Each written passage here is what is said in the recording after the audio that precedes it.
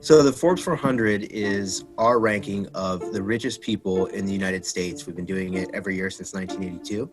We're still very much in the middle of a pandemic and a great crisis, but the richest people in the world are doing great. Every year we come out with this list and we always look at the people who are making and losing the most money. And one way to look at it is to look in just sheer dollar terms. Usually that is the people who are the richest people on the list, because somebody like Jeff Bezos might own a small percentage of Amazon, but the company is so valuable that if the share price moves up or down just a small percent, it can add billions and billions of dollars to his net worth. So on a day-to-day basis, he's probably making or losing more money than most people on the list have. So usually, if Walmart's up a couple percentage, the Waltons are going to be up many, many billions of dollars. So the other way to look at who the biggest gainers and biggest losers are over a year is to see what percentage of their net worth is up or down. The biggest gainer over the last year is Elon Musk, who has had an insane year.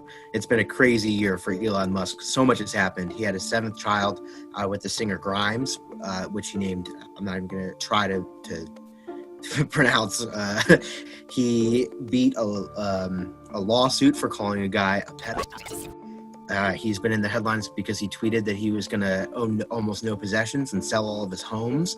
And he put 7 California homes up on the market right after that. SpaceX has raised a couple $1 billion at a huge valuation. I think it's $46 billion while all this was going on. So many, and then the other thing is he was given billions of dollars worth of Tesla stock options as part of his compensation. So while there have been billionaires whose businesses have gotten a big boost from the pandemic, there are plenty who lost billions in the market between 2019 and 2020. Every year we track who gained the most, who lost the most for the Forbes 400 from the previous year. And so this year we did it 2 different ways. One was tracking by who lost the most in terms of actual dollar amount and who lost the most in terms of percentage. We really saw a concentration of billionaires in similar industries losing the most.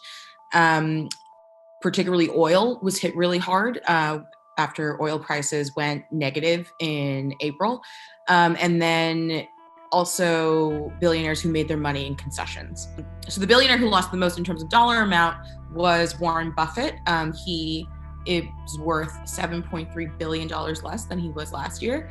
The billionaire who lost the most in terms of percentage of his net worth was Harold Hamm, who was the CEO and co-founder of Continental Resources, an independent oil producer. And he lost 42% of his net worth. He went from 8.8 billion in 2019 to 5.1 billion in 2020. So Elaine Nguyen and Sheldon Adelson both lost a significant amount of money. Sheldon Adelson lost 4.3 billion between 2019 and 2020. He owns Las Vegas Sands. Then Elaine Nguyen, who is the largest shareholder in Wynn Resorts, fell off the list entirely.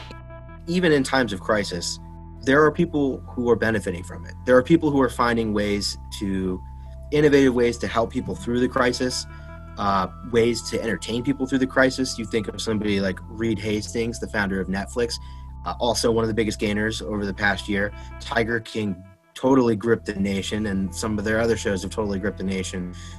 There's always going to be people who are stepping up for entertainment, or people whose companies are stepping up looking for a cure or a vaccine, or I guess what you would say are more important things. But there's always going to be somebody finding some way to be successful in business, even when other people are maybe struggling.